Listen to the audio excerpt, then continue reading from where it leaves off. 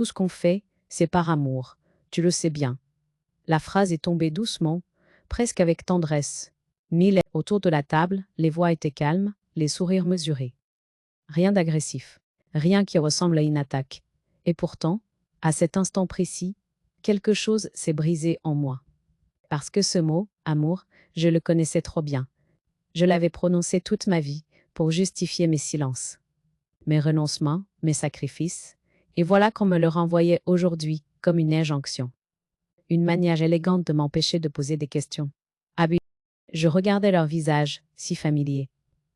Mon fils parlait lentement, avec cette voix posée qu'il prenait désormais quand il voulait paraître raisonnable. Sa femme acquiesçait, ajoutait quelques mots rassurants. Ils formaient un ensemble cohérent, rodé. J'avais l'impression d'arriver au milieu d'une conversation déjà terminée. Tu n'as plus à t'inquiéter de tout ça. On est là. À ton âge, c'est normal de se reposer un peu. Fais à nous confiance. Ces phrases flottaient dans l'air comme des coussins, douces, étouffantes. Je hocha la tête, par réflexe. À l'extérieur, j'étais cette mère qu'on connaît bien. Discrète, attentive, presque reconnaissante. À l'intérieur, je sentais une alerte sourde. Pas une peur franche, une lucidité inconfortable. Comme si une partie de moi murmurait « Écoute bien, ce qu'ils disent n'est pas faux, mais ce qu'ils ne disent pas est essentiel. » Ils parlaient d'organisation, de simplification, de démarches déjà vues.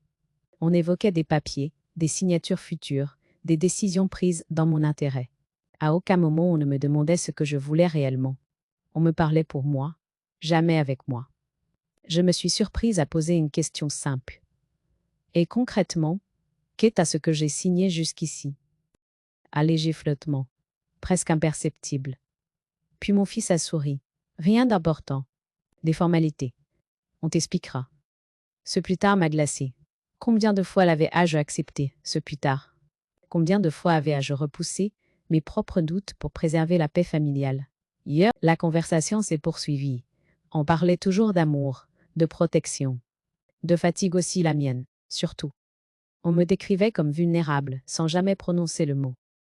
Et je me suis vue soudain de l'extérieur, une femme assise à sa propre table, entourée des siens, à qui l'on expliquait doucement qu'elle n'était plus tout à fait capable. Je n'ai rien dit de plus ce jour-là. J'ai laissé la scène se dérouler jusqu'au bout. J'ai rangé la vaisselle. J'ai souri au moment de se quitter. Personne n'a vu ce qui venait de souffrir en moi. Le soir même, quand la maison s'est enfin tue, je me suis assise seule dans le salon. Sur la table basse, il y avait une pile de papiers qu'on avait laissés là, négligemment. Des enveloppes, des courriers administratifs. Mon nom apparaissait en haut de certaines pages. Je les ai pris un à un, lentement, sans colère. J'ai lu. Le langage n'avait rien d'affectueux. Aucune trace d'amour ici. Seulement des termes précis, froids, irrévocables. Mandat. Gestion. Représentation. Des mots qui ne demandent pas votre sentiment, mais votre consentement. Je sentais mon cœur battre plus fort, mais mon esprit était étrangement clair. Miniba. Ce que je lisais n'était pas une preuve de malveillance immédiate. C'était plus subtil, plus dangereux. Une organisation silencieuse, légale, soigneusement formulée, où ma voix n'apparaissait qu'en filigrane. À cet instant-là, j'ai compris une chose essentielle. Pendant que ma famille parlait d'amour, moi, j'avais besoin de lire les actes officiels. Parce que l'amour se proclame. Waouh! Mais les actes, eux, engagent. Je ne me suis pas sentie trahie tout de suite. J'ai d'abord ressenti une immense fatigue. Celle de comprendre, enfin, que les mots tendres peuvent parfois masquer des décisions lourdes de conséquences. Cette nuit-là, je n'ai presque pas dormi. Pas à cause de la peur, à cause de la lucidité. Une lucidité qui ne criait pas encore, mais qui refusait désormais de se taire. Le choc initial n'était pas une dispute. C'était une phrase douce, prononcée avec amour. Et le bruit sec des pages que je tournais, seul, dans le silence. Avant que les mots ne deviennent flous et que les intentions se déguisent, il y avait une vie simple, lisible, presque droite comme une ligne tracée à la règle. Quand j'y repense aujourd'hui, je mesure à quel point cette clarté m'a longtemps protégée et à quel point elle m'a rendue vulnérable quand Elle a disparu. Je n'ai jamais été une femme bruyante. Je faisais partie de celles qui tiennent sans réclamer. Qui avancent sans se faire remarquer. J'ai rencontré mon mari jeune. Il n'était pas démonstratif, mais fiable. Ensemble, nous avons construit une vie sans éclat, mais sans chaos. Une maison entretenue avec soin. Des comptes toujours équilibrés. Des décisions prises à deux, lentement, après réflexion. J'aimais cette façon de vivre, où chaque chose avait sa place. Quand les enfants sont arrivés, j'ai naturellement pris le centre invisible de la famille. Pas celui qui commande, mais celui qui coordonne. Je savais où étaient les papiers, quand payer, à qui téléphoner. J'avais une mémoire précise, presque administrative. Je ne l'appelais pas ainsi, mais c'était déjà une forme de rigueur. Une attention constante portée au réel. Je travaillais, je m'occupais de la maison, je faisais en sorte que rien ne manque. Je ne me demandais jamais si c'était trop. À cette époque, donner n'était pas un sacrifice. C'était une évidence. On ne comptait pas ce qu'on offrait quand on pensait que cela allait de soi. Mon fils, surtout, occupait une place particulière. Il avait ce mélange de douceur et d'impatience qui me touchait. Je l'ai soutenu dans ses études, rassuré dans ses échecs, encouragé dans ses choix. J'ai parfois compensé financièrement quand il en avait besoin, sans en parler. Une mère n'inscrit pas ces choses dans un registre. Elle les porte en silence. Quand mon mari est mort, tout a reposé sur moi, sans que personne ne le formule clairement.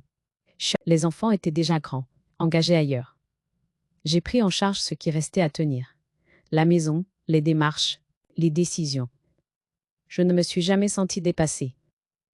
Au contraire. Cette période m'a donné une force tranquille, celle de quelqu'un qui sait faire face. Les années ont passé. Les enfants ont construit leur lit. Ils sont revenus différemment, chargés de leurs urgences, de leurs certitudes nouvelles. Peu à peu, j'ai senti que mon rôle changeait. Pas brutalement, par glissement. On me demandait moins mon avis. On me proposait de l'aide sans que je l'aie demandé. Je me disais que c'était normal. Vieillir, c'est accepter que d'autres prennent le relais. Penser à jeu. La maison s'est remplie à nouveau. Mon fils, sa femme. Leurs habitudes ont pris de la place. Leurs objets, leur rythme. Je faisais attention à ne pas gêner. À rester à ma place, une place que je n'avais jamais définie, mais que je sentais désormais plus étroite. Je continuais pourtant à gérer ce que je pouvais. Les papiers, surtout. J'y tenais. Ils représentaient une continuité. Une preuve que j'étais encore capable, encore lucide. Et puis, mais on me disait de plus en plus souvent, « Laisse, on va s'en occuper. » Ah, je souriais. Je ne voulais pas paraître méfiante, ni ingrate. Je croyais encore que l'amour suffisait à maintenir l'équilibre, que la bonne volonté protège des excès. Je n'avais pas compris que l'équilibre peut se rompre sans bruit, et quand on cesse doucement de vous consulter. Ah, quand je repense à cette vie d'avant, je ne la vois pas comme une illusion. Là, ça, elle a existé. Elle était solide. Et c'est précisément pour cela que ce qui est venu ensuite m'a tant déstabilisé. On ne s'attend pas à être déplacé quand on a toujours tenu la structure. Je n'étais pas une femme dépendante. J'étais une femme habituée à faire confiance et à être digne de cette confiance. C'est cette certitude-là, profondément ancrée, qui allait bientôt se heurter à la froideur des actes officiels. Les premiers signes n'ont pas surgi comme des alertes franches. Ils se sont installés doucement, presque poliment, sous la forme de petites attentions qui, mises bout à bout, finissaient par ressembler à des mises à l'écart. Rien qui permette une protestation claire. Rien qui justifie un refus net. Juste assez pour troubler. Au début, on me proposait de l'aide pour des choses simples. Laisse, je vais m'en occuper. Je remerciais. J'avais toujours cru que savoir accepter était une preuve de maturité. Puis l'aide est devenue une habitude. Et l'habitude, une règle tacite. On répondait au courrier à ma place. Mais on prenait des rendez-vous sans me consulter. On me disait après coup, c'est réglé. Ce mot revenait souvent. Réglé. Comme si ma vie se résumait à une suite de dossiers qu'on peut classer. Je sentais parfois un léger agacement quand je posais trop de questions. Rien de brutal. Un soupir, discret, un regard échangé. Tu te fatigues pour rien, disait à on. Je commençais alors à douter de la légitimité de mes interrogations. Peut-être avais-je tort d'insister. Peut-être devais-je apprendre à me taire davantage. Les repas ont changé de tonalité. On parlait de projets, de décisions à venir, de démarches en cours. J'étais là, à la table, mais souvent comme spectatrice. Quand je demandais « et moi ?», la réponse arrivait vite, rassurante, mais vague. « Ne t'inquiète pas ». Cette phrase avait le don de clore toute discussion. Il y avait aussi les plaisanteries, douces en apparence, sur ma mémoire, sur mon côté ancien, sur ma lenteur supposée. On riait. Je souriais aussi. Je ne voulais pas être celle qui gâche l'ambiance. Pourtant, à force, ces remarques me donnaient l'impression d'être déjà rangée dans une catégorie, celle des personnes qu'on protège malgré elles. Un jour, j'ai cherché un document précis, un papier important que je savais avoir classé moi-même. Impossible de le retrouver. J'ai demandé. On m'a répondu qu'il était ailleurs, en sécurité. Cette réponse m'a laissé perplexe. En sécurité contre quoi? Contre moi? J'ai commencé à remarquer que certaines conversations s'interrompaient quand j'entrais dans une pièce. Pas toujours. Pas systématiquement. Juste assez pour éveiller un malaise. Je me disais que j'imaginais. Que la fatigue me rendait soupçonneuse. Je n'avais pas envie de croire que des décisions pouvaient se prendre dans mon dos avec autant de douceur. La solitude s'est installée de cette façon-là. Non pas par l'absence de personne, mais par l'absence de considération réelle. J'étais entourée, mais de moins en moins consultée. Moi, présente, mais de plus en plus contournée. Cette invisibilité progressive me blessait davantage que je ne voulais l'admettre. Je continuais pourtant à me répéter que c'était normal, que l'âge y était pour quelque chose, que l'amour justifiait ses glissements. J'avais grandi avec l'idée qu'une mère doit s'effacer pour laisser la place. Je ne voyais pas encore la différence entre céder un rôle et perdre un droit. Certaines nuits, je restais éveillée longtemps, sans raison précise. Je repassais mentalement les échanges de la journée. Les phrases trop rapides. Les décisions déjà prises. Une petite voix intérieure murmurait que quelque chose clochait. Je la faisais taire aussitôt. Je ne voulais pas semer le doute là où l'on me demandait de la confiance. Pourtant, cette voix revenait. Elle ne criait pas. Elle insistait. Elle me rappelait que je n'avais jamais été incapable, que j'avais toujours compris ce que je signais, ce que je décidais, que ce n'était pas l'âge qui m'avait changé, mais le regard des autres sur moi. Je n'étais pas encore prête à agir, pas encore prête à confronter, mais je n'étais plus totalement aveugle. Les petites humiliations, les décisions prises sans moi, les sourires condescendants avaient fait leur travail. Ils avaient fissuré une certitude ancienne, celle que l'amour protège toujours. Je commençais à comprendre que le danger ne venait pas d'un geste brutal, mais d'une suite de renoncements discrets, acceptés au nom de la paix familiale.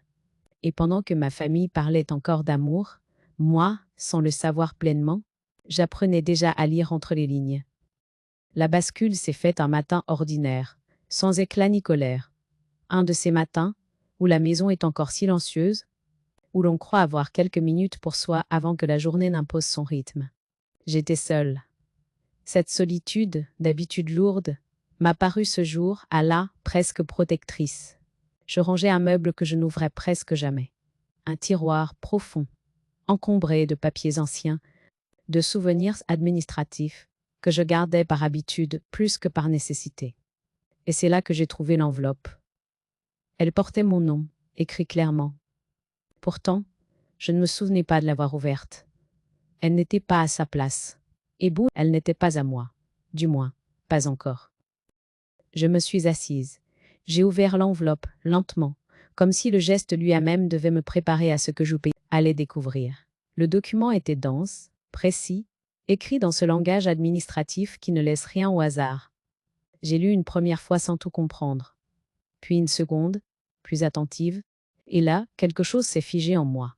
On parlait de gestion, de représentation, de décisions prises dans l'intérêt de toi. Mon nom apparaissait partout, mais jamais comme celui qui décide. Toujours comme celui pour qui l'on décide. Les dates m'ont frappé. Certaines démarches étaient engagées depuis des semaines. Pendant ce temps, on me parlait d'amour, de protection, de repos, bien mérité. Je sentais une chaleur sourde monter dans ma poitrine. Pas de la colère, de la lucidité. Le mot, ce n'était plus une impression vague, ni un malaise difficile à nommer. C'était un fait, noir sur blanc. Une organisation méthodique, légale, avancée sans moi. On ne me demandait pas mon avis. On préparait mon accord. Je me suis levée et j'ai cherché d'autres papiers. Non, pas dans la panique, mais avec une détermination nouvelle.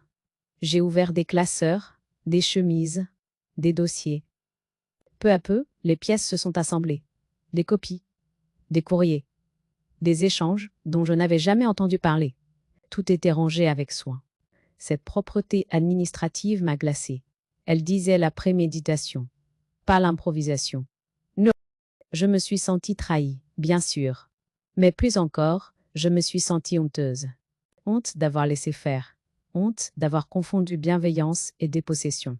Cette honte a été brève, mais violente. Elle m'a réveillée complètement. Elle a balayé les excuses que je trouvais encore, malgré moi.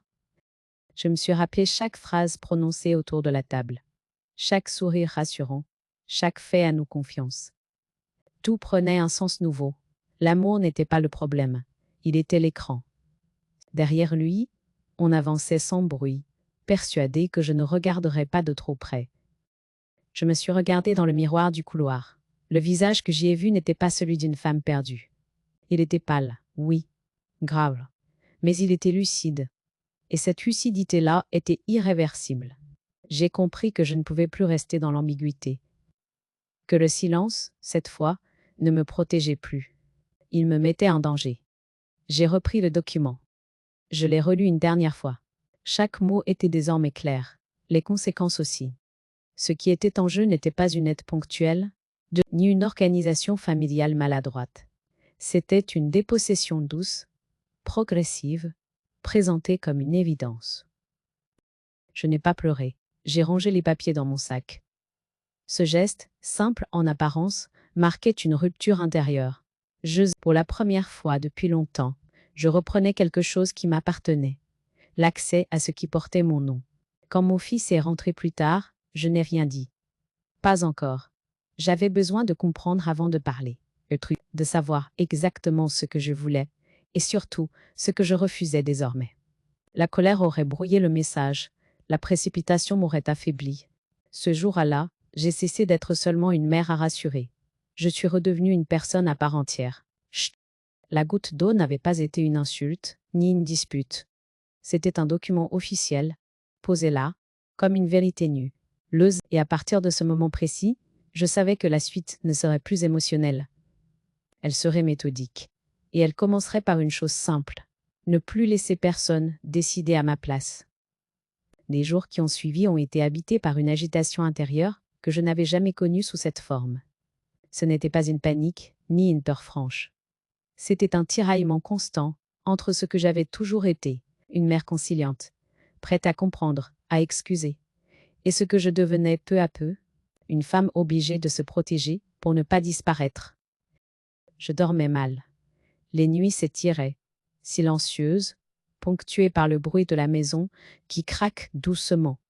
Je restais allongée, les yeux ouverts, repassant les phrases entendues, les sourires rassurants, les silences trop bien placés. Le document trouvé revenait sans cesse à mon esprit. Je le voyais posé sur la table, immobile, implacable. Il ne me demandait pas ce que je ressentais. Il disait ce qui était en train de se faire. Je me suis surprise à prier, sans mots précis. Une prière pauvre, presque honteuse. Je demandais surtout de la clarté, de ne pas me tromper, de ne pas transformer une blessure affective en erreur irréparable. J'avais peur d'agir trop vite, mais j'avais encore plus peur de ne rien faire. Entre ces deux extrêmes, je cherchais un point d'équilibre. Le conflit intérieur était violent. Une part de moi refusait d'admettre que mon propre fils puisse aller aussi loin sans en parler. Je lui cherchais des excuses. Peut-être pensait à-il bien faire. Peut-être avait-il été mal conseillé. Peut-être croyait-il réellement me protéger. Ces hypothèses me soulageaient quelques instants. La boucle puis s'effondrait dès que je revenais aux faits. Les dates. Les signatures préparées. Les décisions formulées sans moi. Rien de tout cela n'était accidentel. J'ai commencé à écrire. Pas pour raconter, pas pour accuser, pour comprendre. Sur des feuilles simples, j'ai noté ce que je savais avec certitude, ce que je supposais, et ce qui restait encore flou. Cette séparation m'a fait du bien. Elle m'empêchait de tout confondre. L'émotion restait à sa place. Les faits aussi. Je redécouvrais une rigueur que j'avais toujours eue, mais que j'avais laissée s'endormir par fatigue. Mais je me suis alors posé une question qui m'a arrêté net. Et si je ne fais rien, que se passera à il? La réponse s'est imposée sans détour. Ne rien faire serait déjà une décision, une décision lourde de conséquences. Cela reviendrait à accepter tacitement que d'autres parlent pour moi, signent pour moi, pensent pour moi. Cette perspective m'a glacé plus que la trahison elle-même. Je repensais à toutes ces fois où l'on m'avait dit « c'est pour ton bien ». Cette phrase, autrefois rassurante, prenait désormais une autre couleur. Elle servait à clore la discussion, à neutraliser mes questions, à transformer mon inquiétude en caprice. Je comprenais enfin que s'inquiéter, dans ce contexte, n'était pas une faiblesse. C'était une alerte. Un matin, après une nuit presque blanche, je me suis levée avec une résolution nouvelle. Pas une colère, pas une volonté de confrontation, une décision calme, presque froide. J'ai compris que je ne pouvais plus me fier uniquement à mon ressenti ou à mon histoire familiale. J'avais besoin d'un regard extérieur, d'une parole qui ne serait ni affective ni intéressée. Je savais aussi ce que je ne voulais pas. Je ne voulais pas de scandale. Je ne voulais pas crier, accuser, menacer. Ces réactions auraient brouillé le message et m'auraient affaibli. Je voulais agir avec méthode, avec des règles claires, sur un terrain où les sentiments ne suffisent pas. Je me suis alors demandé ce que je conseillerais à une femme de mon âge, dans la même situation. La réponse est venue immédiatement. Ne signe rien, renseigne à toi, demande conseil. Cette évidence m'a presque fait sourire. Pourquoi étais-je capable de cette lucidité pour les autres, et pas encore totalement pour moi? À cet instant, j'ai accepté une vérité difficile.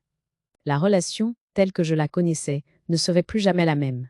Une fois que l'on l'a vue, on ne peut plus faire semblant de ne pas savoir. Cette prise de conscience avait un prix, mais elle avait aussi une force nouvelle, celle de me remettre au centre de ma propre vie. Je n'avais pas encore composé le numéro. Je n'avais encore parlé à personne. Mais au fond de moi, la décision était prise. La phase de l'introspection touchait à sa fin. Le temps du silence subi s'achevait. Celui du silence choisi et préparé allait commencer. Je n'ai rien dit immédiatement. J'ai compris très vite que la précipitation serait mon ennemi. À partir du moment où j'avais vu, réellement vu, je devais avancer autrement. Plus lentement, plus précisément. Ce n'était plus une histoire de sentiments blessés. C'était une question de cadre, de droit, de protection. J'ai commencé par rassembler. Lassé disait tout. Les papiers anciens que je conservais par habitude, les courriers récents, les copies retrouvées, les enveloppes ouvertes à la hâte, puis oubliées. Je les ai étalées sur la table, un soir où la maison était silencieuse. Je ne cherchais pas encore une stratégie, je cherchais la cohérence. Comprendre ce qui avait été engagé, à quel moment, par qui, et surtout, sans quoi, sans mon accord explicite. Ce travail m'a demandé plusieurs jours. Je relisais chaque document lentement, parfois plusieurs fois. J'ai appris à repérer les formulations ambiguës, celles qui donnent l'impression d'une aide alors elles transfèrent un pouvoir. Gestion courante. Représentation temporaire. Dans l'intérêt des mots qui semblent bienveillants, mais qui, juridiquement, déplacent une frontière essentielle. Pendant ce temps, à la maison, rien ne changeait en apparence. On continuait à me parler doucement, à me dire que tout allait bien, à évoquer l'avenir avec assurance. Je répondais peu, j'écoutais beaucoup. Chaque phrase me confirmait que l'on croyait encore pouvoir décider à ma place, sans résistance. Cette certitude alla me donner un avantage, le temps. J'ai pris rendez-vous sans en informer personne. Le matin du rendez-vous, je me suis habillée simplement. Rien de solennel. Je voulais rester fidèle à moi-même. Dans la salle d'attente, j'ai observé mes mains, posées sur mon sac. Elles étaient calmes. Cette absence de tremblement m'a rassurée plus que n'importe quelle promesse. Quand je me suis assise en face de lui, j'ai parlé sans détour. Pas de pathos, Pas d'accusation. J'ai exposé les faits. Les documents. Les dates. Les zones d'ombre. J'ai posé des questions précises. Qu'est-ce ce que cela implique réellement? À partir de quand? Que puis-je refuser? Comment reprendre la main sans provoquer un conflit immédiat? Les réponses ont été claires, parfois fermes. On m'a expliqué ce que ces actes pouvaient entraîner si je ne réagissais pas. On m'a aussi dit ce que je pouvais faire, légalement, immédiatement. Ne rien signer, me demander des copies certifiées. Écrire, encadrer. Poser des limites formelles. Tout ce que je ressentais confusément trouvait enfin un langage précis. Je n'ai pas ressenti de peur en sortant, ni de colère. Une forme de concentration nouvelle. Comme si, enfin, je marchais sur un sol stable. La loi ne criait pas, elle structurait. Elle ne jugeait pas mes émotions. Elle protégeait mes droits. Les jours suivants, j'ai agi, lentement, méthodiquement. J'ai demandé des documents manquants. J'ai fait rectifier certaines informations. J'ai ouvert un dossier à mon nom. Chaque démarche était réfléchie, traçable, irréprochable. Je ne voulais laisser aucune prise à l'opposant interprétation ou à la contestation. À la maison, on a commencé à sentir que quelque chose m'échappait. Les questions devenaient plus prudentes, les phrases moins assurées. On me demandait si tout allait bien. Je répondais simplement « oui ». Ce oui n'était plus une soumission, c'était un constat. Je notais tout dans un carnet. Les dates, les réponses obtenues, les engagements formulés à l'oral. Ce carnet n'était pas un journal intime. C'était un outil, une mémoire organisée, une protection silencieuse. Il n'y avait aucune exaltation dans cette préparation. Pas de désir de revanche. Seulement une vigueur presque austère. Je savais que je ne travaillais pas contre ma famille. Je travaillais pour moi. Pour rester une personne entière, juridiquement et moralement. Un soir, en rangeant les papiers, j'ai compris quelque chose d'essentiel. Le silence que je pratiquais désormais n'avait plus rien à voir avec celui d'avant. Il n'était plus subi, il était choisi. Et surtout, il préparait quelque chose de solide. Ma famille continuait à parler d'amour. Moi, je construisais ma protection. Et pour la première fois depuis longtemps, je savais que quoi qu'il arrive ensuite, je ne serais plus jamais prise au dépourvu. La confrontation n'a pas pris la forme que j'avais redoutée pendant des nuits entières. Mais elle n'a pas éclaté dans un cri, ni dans un reproche lancé trop fort. Elle s'est installée lentement, presque naturellement, le jour où le non-dit est devenu trop lourd pour tenir encore. Nous étions dans le salon. La télévision était éteinte, les rideaux à moitié tirés. Mon fils parlait d'une échéance à venir, d'un papier à régulariser. Il employait ce ton calme, posé, qu'il réservait désormais au sujet important. Sid, sa femme, était assise en face de moi, attentive, prête à compléter ses phrases. Je les ai laissés parler jusqu'au bout. J'avais appris que l'écoute est parfois la meilleure manière de laisser l'autre se révéler. Quand il a terminé, j'ai pris le temps de respirer. Puis j'ai dit, simplement, je ne signerai rien. Le silence qui a suivi a été immédiat, presque brutal. Mon fils m'a regardé comme s'il n'avait pas bien entendu. Mais Comment ça? A-il demandé, avec un sourire forcé. J'ai répété la phrase, exactement la même, sans ajouter un mot. Il y a des phrases qui n'ont pas besoin d'explication pour être claires. Alors il a parlé. Beaucoup.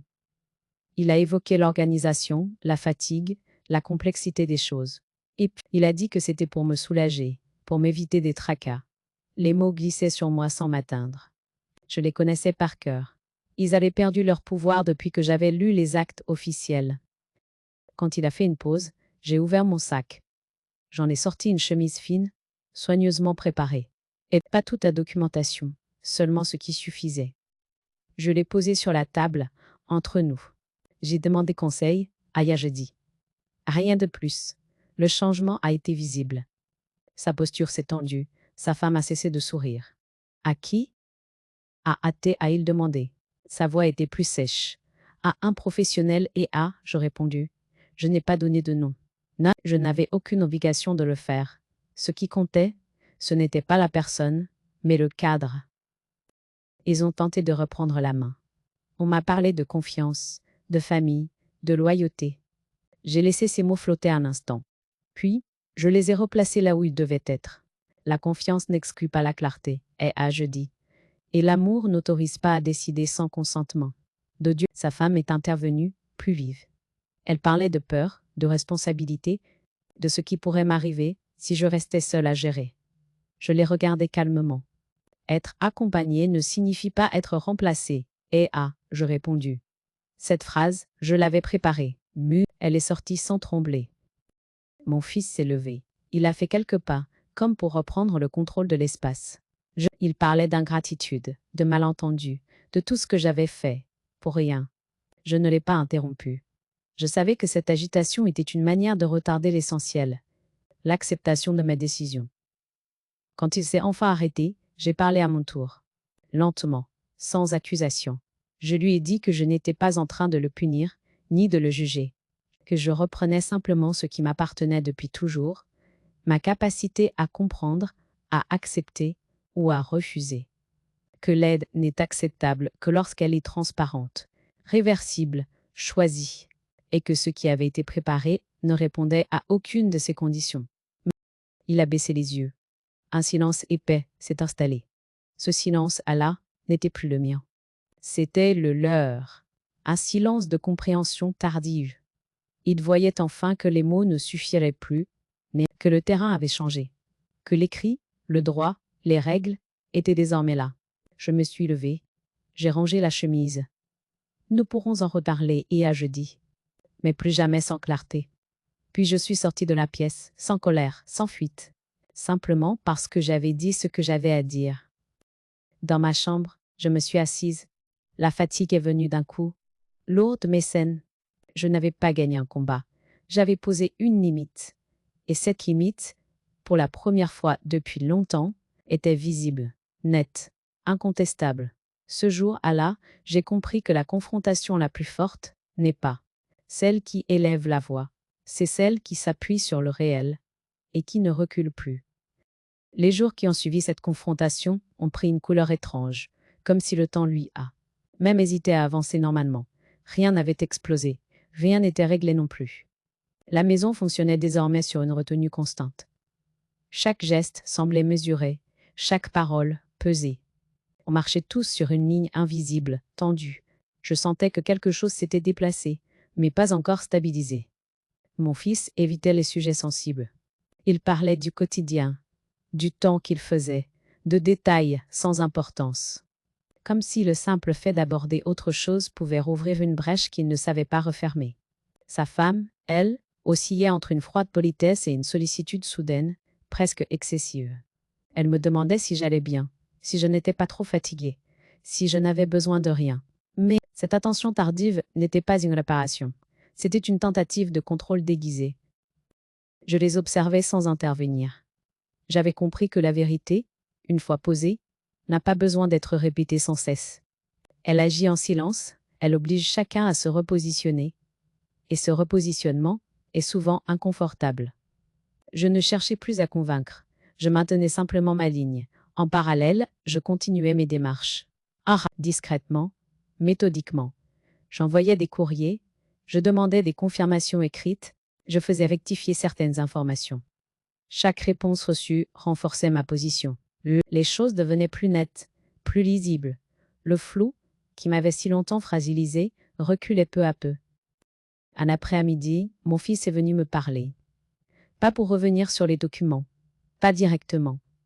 Il évoquait l'avenir, la nécessité de trouver un équilibre, de repartir sur de bonnes bases. Ses mots étaient prudents, presque diplomatiques.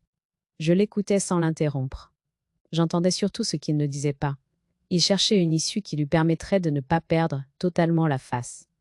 Quand il m'a demandé ce que je voulais désormais, j'ai pris le temps de réfléchir. La question était sincère, pour une fois. Je n'ai pas répondu tout de suite. Puis j'ai dit, calmement, je veux que tout ce qui me concerne soit clair, écrit, et décidé avec moi. Rien de plus. Il a hoché la tête. Je ne savais pas s'il comprenait pleinement, mais je savais qu'il avait entendu. Et cela suffisait, pour l'instant. Les échanges ont alors changé de nature. Mais ils sont devenus plus rares, mais plus précis. On me demandait mon avis. Pas toujours avec enthousiasme, mais avec prudence. Cette prudence était nouvelle. Elle marquait une frontière. Et une frontière, même fragile, vaut mieux que l'effacement. Je sentais aussi que les tensions se déplaçaient. Elles ne me visaient plus, directement. Elles circulaient entre eux. Je les percevais dans les silences prolongés, dans les discussions à voix basse, derrière des portes closes. Ce que j'avais fait n'avait pas seulement protégé mes droits, cela avait révélé un fonctionnement. Et ce fonctionnement, désormais exposé, se fissurait. Je restais à distance, volontairement. J'avais appris que certaines vérités ont besoin d'espace pour produire leurs effets. Mon rôle n'était plus de réparer ni d'adoucir. Il était de rester cohérente, de ne pas revenir en arrière par fatigue ou par pitié. Un soir, seule dans ma chambre, je me suis surprise à ressentir une légèreté inattendue. Pas une joie éclatante. Une légèreté grave, presque solennelle. J'avais cessé d'attendre qu'on me reconnaisse. J'avais cessé d'espérer des excuses. J'avais choisi autre chose, la clarté. Je me suis regardée dans le miroir. Le visage était le même, marqué par les années. Mais le regard avait changé. Il n'était plus en demande. Il était posé, présent, solide. La famille continuait à se réorganiser dans l'inconfort et les non-dits. Moi, je m'organisais dans la lucidité. Et dans ce nouvel équilibre fragile, une chose était désormais certaine. Quoi qu'il arrive ensuite, je ne serai plus jamais déplacée sans mon accord. Le départ ne s'est pas imposé comme une fuite, ni comme une rupture brutale. Il est venu à moi comme une conclusion logique, presque paisible. Après ces semaines de tensions silencieuses, de regards prudents et de démarches menées avec rigueur, j'ai compris que rester dans cette maison n'apporterait plus rien à personne, surtout pas à moi. Je n'ai pas annoncé mon choix comme une décision spectaculaire. Un matin, simplement, j'ai dit que j'allais prendre un logement à moi. Pas loin. Pas contre eux. Pour moi. Mon fils a hoché la tête, sans surprise apparente. Sa femme a esquissé un sourire, bref, difficile à lire. Il n'y a pas eu de protestation. Pas de tentative pour me retenir. Ce silence à l'âme a tout dit. J'ai commencé à préparer mes affaires avec méthode. Je ne me suis pas attachée aux objets. Puis, j'ai pris ce qui comptait vraiment. Quelques vêtements, mes livres, mon carnet, la pochette où je conservais désormais tous les documents importants. Chaque chose rangée me donnait le sentiment de reprendre un morceau de moi à même. Je ne laissais rien derrière par oubli, seulement par choix. Le jour où j'ai fermé la porte pour la dernière fois, je n'ai pas ressenti de tristesse immédiate. J'ai ressenti une forme de calme profond, presque solennel, comme si je respectais enfin une limite que je avais trop longtemps laissé franchir. Je ne partais pas en colère. Je partais droite. Le nouvel appartement était simple, lumineux, sans histoire familiale incrustée dans les murs. Un espace neutre. La première nuit, j'ai dormi la fenêtre entr'ouverte. L'air frais entrait librement. Là, personne ne surveillait mes gestes. Personne ne me demandait où j'allais, ce que je faisais, si j'étais fatiguée. Ce silence à là n'était pas vide. Il était disponible. Les premiers jours ont été longs. Je découvrais un rythme qui n'appartenait qu'à moi. Je prenais mon café quand je voulais. Je marchais sans destination précise. Je lisais longtemps, sans être interrompu. Ces gestes simples avaient une saveur nouvelle. Ils n'étaient plus des pauses volées. Ils étaient ma vie. Mon fils m'appelait parfois. Des appels courts, prudents. Il demandait si tout allait bien, si je ne manquais de rien. Je répondais honnêtement. Oui, j'allais bien. Cette réponse semblait le désarçonner. Comme s'il avait imaginé que mon indépendance serait une faiblesse et non une force tranquille. Je continuais à régler ce qui devait l'être, sereinement. Tout était désormais clair, encadré, sécurisé. Les démarches entreprises portaient leurs fruits. Je me sentais protégée, non par quelqu'un, mais par un cadre solide. Cette protection à là ne dépendait plus des intentions d'autrui. Elle reposait sur des règles écrites, stables. Un après-midi, j'ai relu l'ensemble de mon carnet, depuis les premières notes hésitantes jusqu'aux dernières pages, puis ferme, j'y ai vu un chemin. Une transformation lente, parfois douloureuse, mais cohérente. Ce carnet n'était plus un outil de défense. Il était devenu un témoignage intime de ma lucidité retrouvée. Je me suis aussi autorisée à faire des projets. Rien d'excessif. Un cours, un petit voyage, des rencontres choisies, sans obligation. J'apprenais à penser l'avenir sans la peur sourde d'être dépossédé. Cette liberté de projection était précieuse. Elle me rendait légère, sans m'effacer. Il y avait encore, parfois, une pointe de mélancolie. Des souvenirs revenaient sans prévenir. Un rire ancien.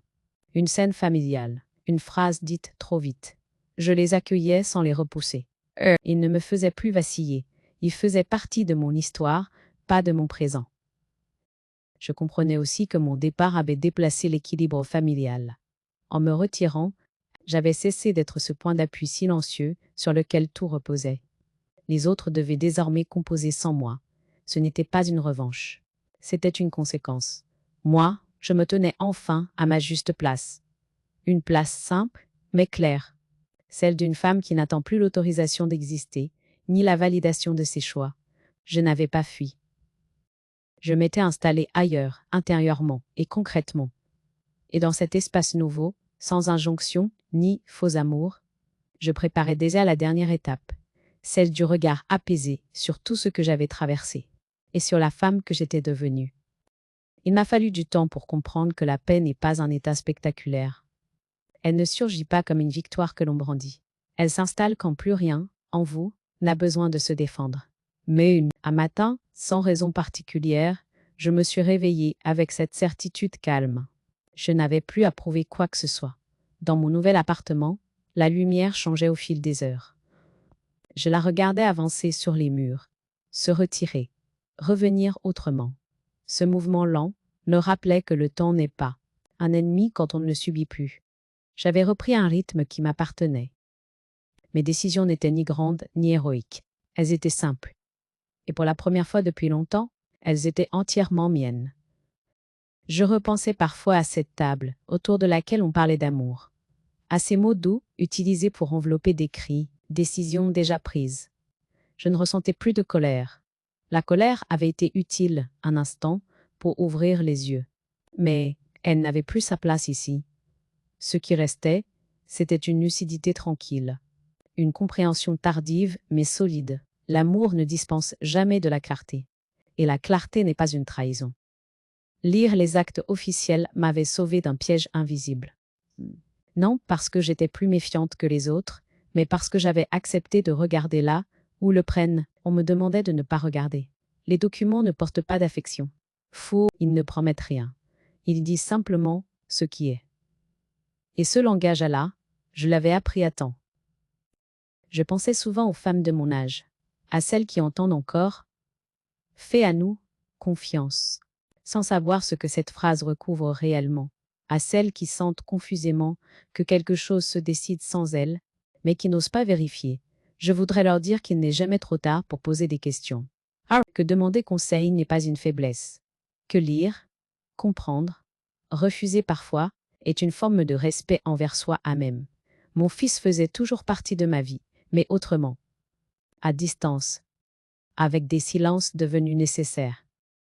Je n'attendais plus d'excuses, ni de reconnaissance complète.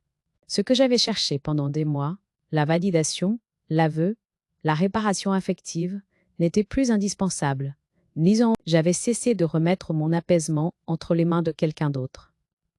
Un soir, j'ai pris mon carnet. Je l'ai feuilleté lentement. Les premières pages tremblaient encore de doute. Les dernières étaient plus nettes, plus posées. J'ai compris que je n'avais plus besoin d'écrire. Pas parce que tout était réglé, mais parce que je savais désormais me tenir droite, sans me justifier. J'ai refermé le carnet. Il avait fait son travail. Je me suis levée, j'ai ouvert la fenêtre. Moi, l'air était frais, vivant. J'ai respiré profondément. J'étais là, entière, responsable de mes choix, de mes refus, de mes silences aussi. Je n'étais plus dans la réaction, j'étais dans la continuité de moi-même. Ce chemin n'a pas été facile. Il a demandé du courage, de la patience, et une honnêteté parfois douloureuse. Mais il m'a rendu à une chose essentielle, ma place. Pas celle que l'on m'accorde par bonté, mais celle que je prends, parce qu'elle est juste. Si je laisse ces mots derrière moi, ce n'est pas pour accuser ni pour régler des comptes. C'est pour rappeler qu'il existe une force discrète, souvent ignorée, surtout chez les femmes âgées. Une force qui ne crie pas, qui observe, qui lit, qui comprend, et qui agit quand il le faut. J'ai longtemps cru que me taire était une preuve d'amour. J'ai appris que me taire pouvait aussi être un choix. Aujourd'hui, je ne cherche plus à convaincre. Je vis selon des règles claires, adossées à la loi, mais surtout à une dignité retrouvée. Et si je devais résumer tout cela en une seule phrase, ce serait celle assis, la plus simple et la plus vraie que je connaisse désormais. Le silence peut aussi être une forme de justice. Là